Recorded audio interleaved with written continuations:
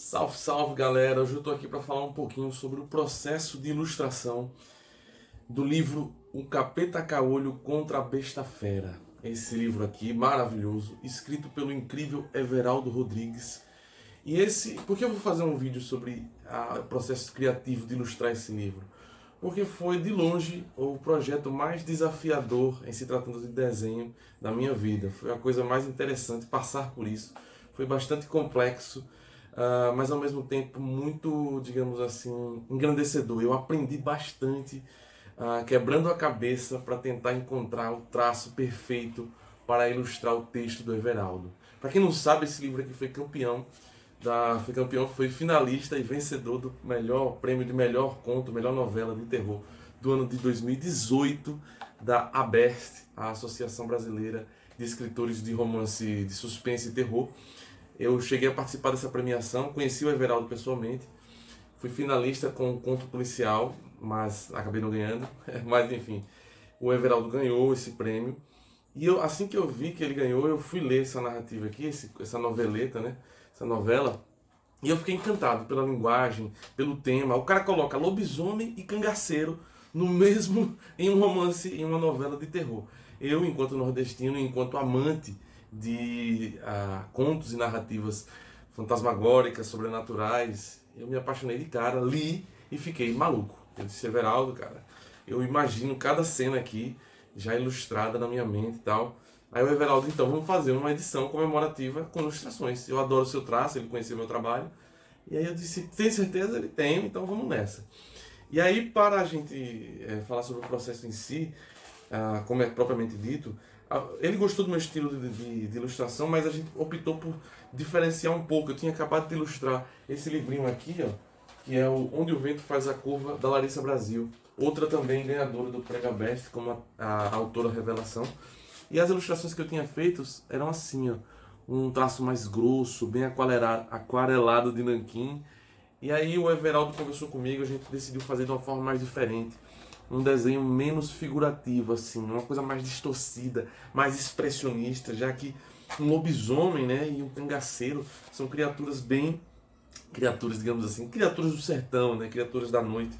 O cangaceiro é também uma coisa mítica do imaginário nordestino, né?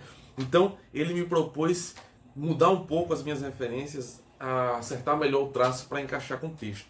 As referências que ele me propôs, a gente casou muito bem isso. Ele me disse que era fã do Dave McKean. Pô, o Dave McKean é um dos maiores artistas plásticos que eu amo. Já é a minha referência completa, Dave McKean. É o cara, para quem não sabe, que ilustrou as capas de Sandman, que é a obra máxima, a opus magnum de Neil Gaiman. Então eu tenho quase tudo do Dave McKean aqui em casa. Então assim, pô, Veraldo, tá em casa, cara. Outra referência que ele me sugeriu foi o ilustrador do Vidas Secas, o ilustrador original. Olha, essas ilustrações bem interessantes aqui que tem nesse livro do Vidas Secas. Eu não vou saber o nome dele, do ilustrador. Deixa eu ver se eu encontro aqui. Ilustrações. Que gafe, né? Eu não sabia o nome do cara. Ilustrações Aldemir Martins. Eu amo essas ilustrações do Vidas Secas, essa primeira edição. Eu tenho a edição antiga, da casa dos meus pais ainda. Então eu disse, pô, adoro, conheço, já tinha. Para quem não conhece o Dave McKean, tá aqui. Ele trabalha com fotografia, com colagens, com um desenho bem distorcido, bem muito expressionista. Ó, sombras, colagem, fotografia, bonequinhos.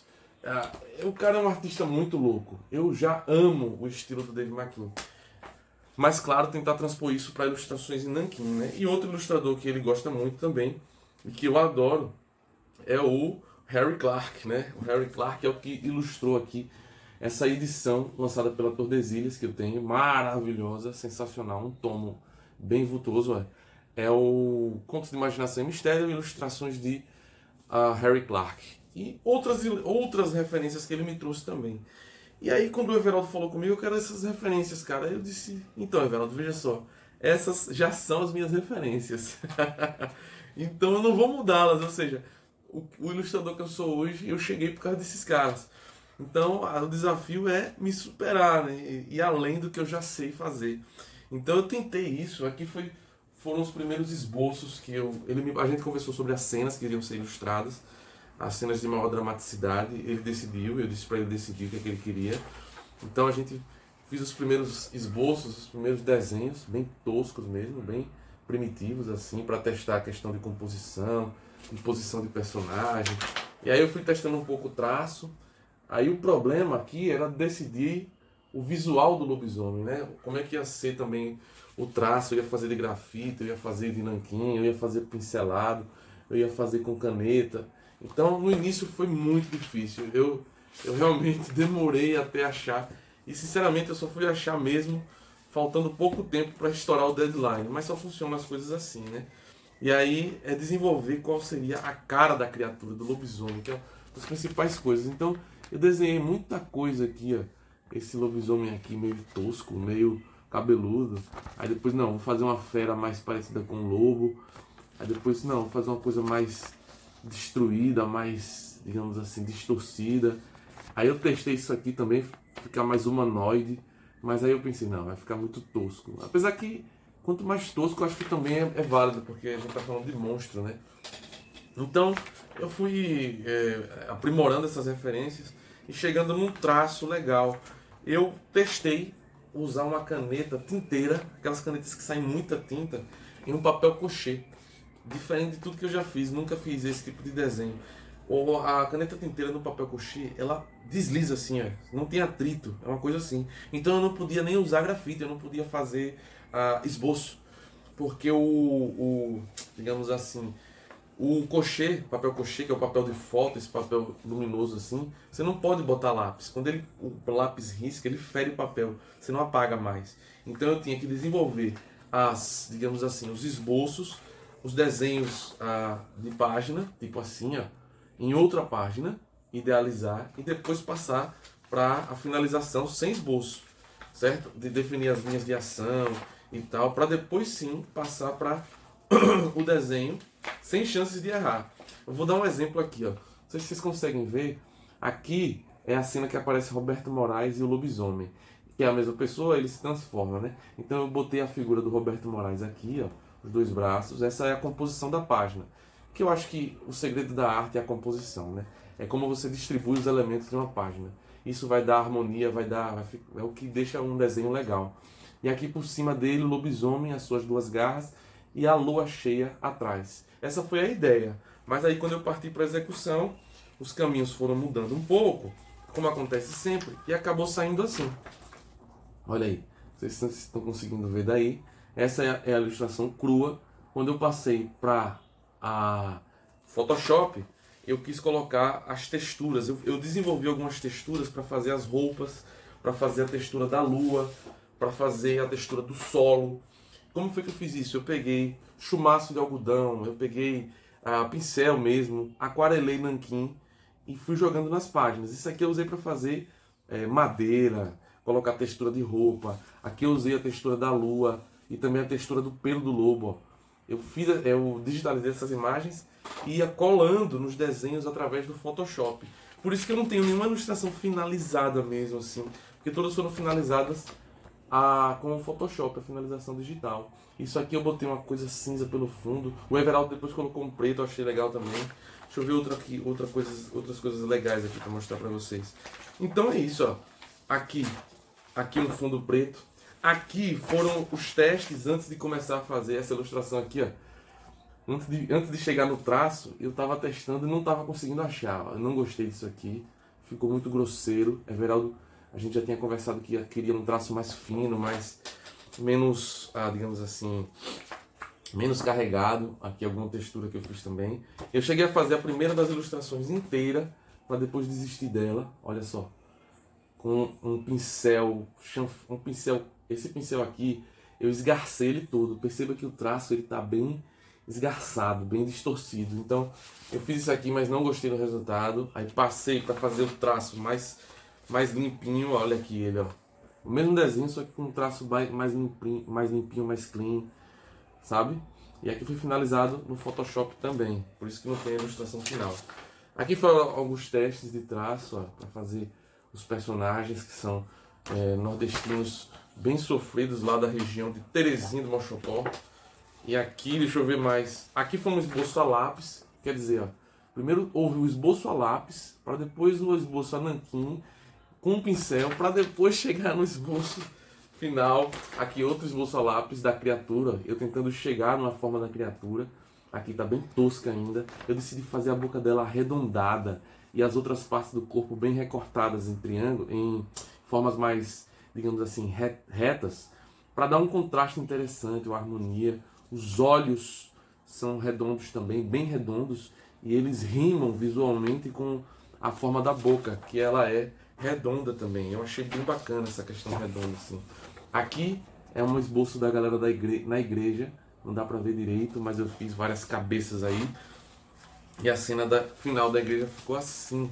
Olha aqui a cena final da igreja, que eu demorei pra caramba pra fazer isso aqui. Principalmente porque eu queria caprichar nas mãos deles, ó. Eu errei a mão do padre, aí apaguei no Photoshop, fiz outro ao lado que ficou legal. Isso é interessante, isso é tudo processo, né, criativo. Ó, essa ilustração é bem bacana, foi uma das primeiras do livro. Para chegar nela, eu fiz umas 4 ilustrações, até chegar nessa ilustração aqui. Olha aqui, a boca dele redonda, tá vendo? E um negror no meio dele, como se fosse a boca dele fosse um abismo noturno e tal. Então, basicamente, aqui ó, o esboço da igreja, das pessoas na igreja. Tudo isso foi esboçado antes, muito bem pensado. Como é que eu ia desenhar as mãos da criatura? Fiz vários esboços de mão. Fiz outros desenhos, ó, aquela mesma cena. Outra cena que eu não... Esse resultado aqui eu não gostei, não aprovei, deixei pra lá. Então foi um negócio sofrido. Foi realmente um processo muito engrandecedor. E aí eu vou falar um pouquinho, não sei se o Everaldo vai gostar de eu falar disso. Acho que todo mundo já recebeu suas versões em casa. Mas eu vou falar da ilustração mais difícil do livro. E que talvez seja a melhor ilustração que eu já fiz na minha vida. Editorial, né? De livros, assim. É a ilustração, pelo menos, que eu mais gostei, tá? Eu amei fazê-la. Por quê? Porque foi muito difícil. E quando acabei, eu fiquei... Nossa, cara, eu acho que eu consegui. Porque o Everaldo tem uma das cenas principais do Capeta Caolho e a Besta Fera. Uma das cenas principais é quando chegam os cangaceiros na cidade de Terezinha de Monchotó. Quando eles chegam.